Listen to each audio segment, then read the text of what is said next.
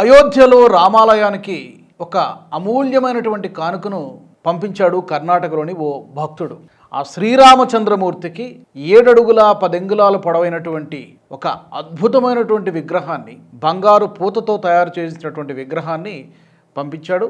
5 క్వింటాళ్ల బరువు, అంటే సుమారు 500 కేజీల బరువు కలిగినటువంటి విగ్రహము, 7 అడుగుల 10 అంగుళాల పొడవున్నటువంటి ఆ విగ్రహాన్ని బంగారము, వెండి, అలాగే వజ్రాలు, ఈ మూడింటితో కలగలిపి తయారు చేసినటువంటి విగ్రహం సోషల్ మీడియాలో తెగ వైరల్ అవుతోంది. ఇప్పటికే కర్ణాటక రాష్ట్రంలో ఉడిపిలో ఈ విగ్రహాన్ని తయారు చేశారు.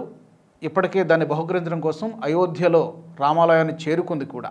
ఈ విగ్రహాన్ని రేపు 29వ తారీఖున అయోధ్యలో ప్రతిష్ఠించబోతున్నారు. ఎక్కడ ప్రతిష్ఠించబోతున్నారంటే రామాలయం లోపల వివిధ విగ్రహాలు, వివిధ ఆలయాలు ఉంటాయి, చిన్న చిన్న టెంపుల్స్ కూడా ఉంటాయి, మీ అందరికీ తెలిసిందు.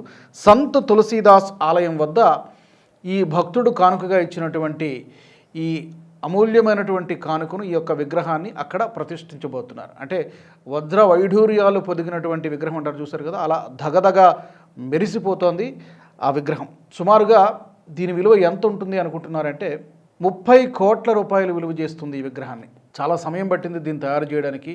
చాలా అరుదైనటువంటి జెమ్సు, డైమండ్స్ ఇవన్నీ కూడా కలగలిపి తయారు చేసినటువంటి విగ్రహం. స్వామివారిపైన, శ్రీరామచంద్రమూర్తిపై తమకున్నటువంటి భక్తిని ఈ విధంగా దాటుకున్నాడు ఆ కర్ణాటకలోని భక్తుడు.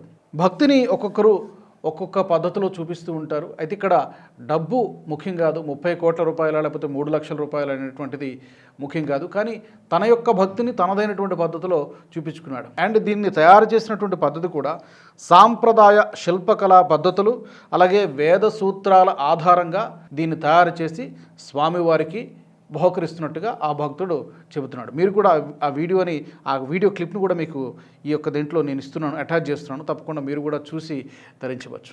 గతంలో తిరుమలలో ఉన్నటువంటి శ్రీవారికి కూడా ఇలాంటి కానుకలు గతంలో చాలా వచ్చి ఇప్పుడు కూడా వస్తూ ఉంటాయి. అలాగే ఇప్పుడు అయోధ్యలో శ్రీరామచంద్రమూర్తి కూడా అలాంటి కానుకలే వస్తూ ఉన్నాయి.